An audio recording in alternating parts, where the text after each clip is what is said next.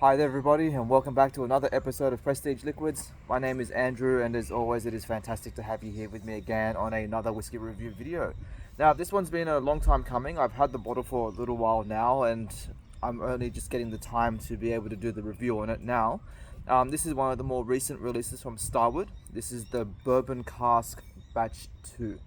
This comes from their range of projects releases, so it's not part of their core range. It's just something that they release from time to time. In regards to this bottle, it has been bottled at 52% ABV. It is also 5 years old. The cask was filled in 2018 and then bottled in 2024, so giving it a minimum of 5 years, which by Australian whiskey standards has a pretty decent age on it.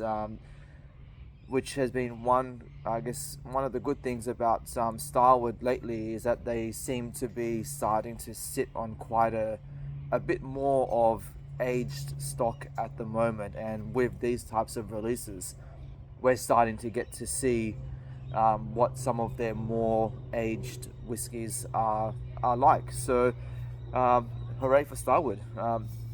But yeah, let's get a move on. Let's pour some into the glass and let's see what we get.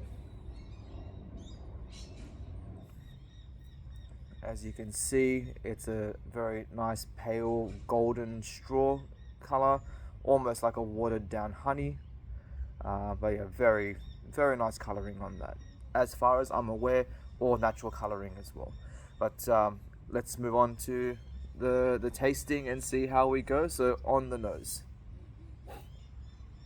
typical Starward notes are there, as you always get on Starward. It's like that candied banana note, but there's also the orchard fruits coming in, so your apples, pears, there's a little bit of lemon as well. Also maybe a touch of mandarin or orange skin.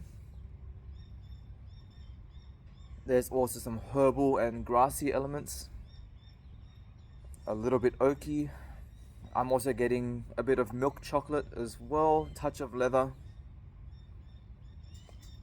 It also has quite a bit of a fruitiness to it, but I think because of the ABV level on it, I'm not really being able to pick out like what type of fruits exactly. I would say it probably has a bit more of a stone fruit vibe to it. Yeah, so as it's opening up, I'm getting more hints of like apricot and peach. Alright, let's move on to the palate. Cheers. Wow. Okay, so the first thing you're going to notice is that mouthfeel. It has this nice, rich, thick, syrupy texture to it. You get a little bit of the prickle from the ABV, but considering that this is 52%, it does not hit like a 50% whiskey. It feels a lot mellower. It's actually quite friendly for the strength. Yeah, it's that whole mouthfeel is absolutely fantastic.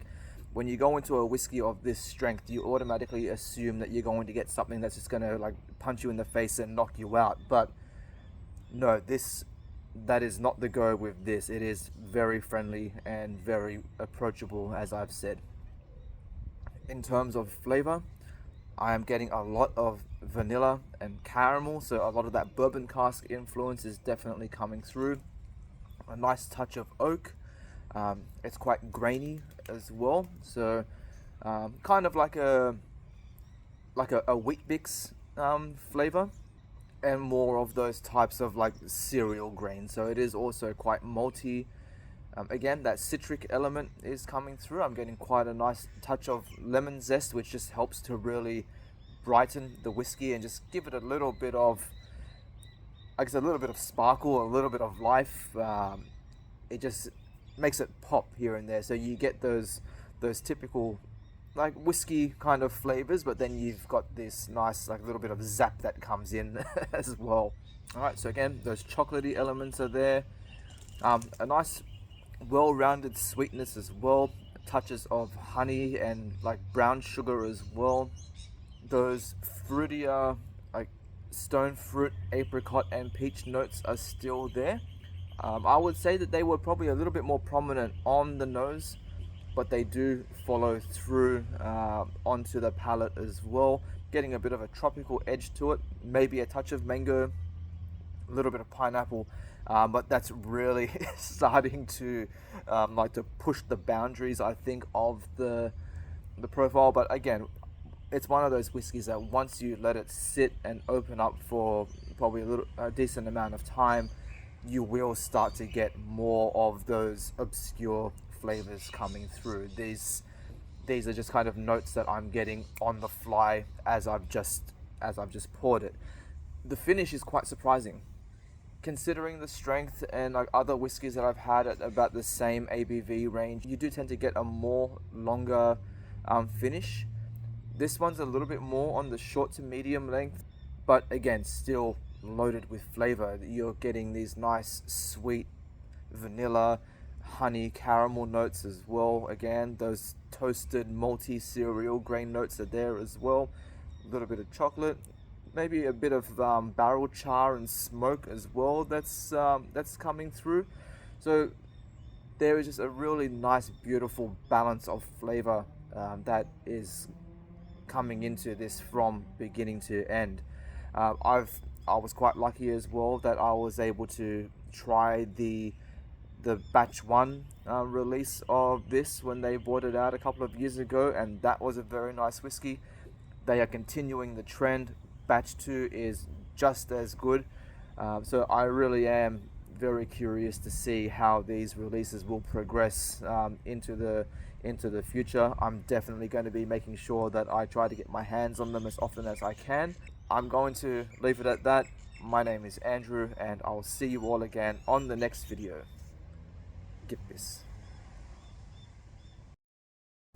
Well, now, since you've made it this far into the video, why not go ahead and check out some of these other reviews that I have done. I'll catch you all again next time.